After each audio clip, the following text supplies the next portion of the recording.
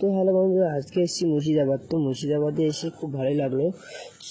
তো আজকে আমরা মিষ্টির দোকান ঢুকবো। মুর্শিদাবাদ নতুন মিষ্টির দোকান, আপায়ন মিষ্টির দোকান।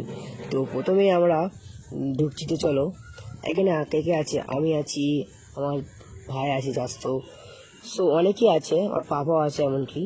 তো মিষ্টির দোকানটা এত সুন্দর, তো আর ওর ডিজাইনটা খুব খুব খুব ভালো, চমৎকার। তো প্রথমে আমরা ঢুকে গেলাম।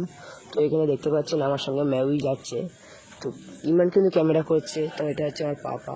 সো এখানে আমরা বসেই কিন্তু খাওয়া হয়ে গেল।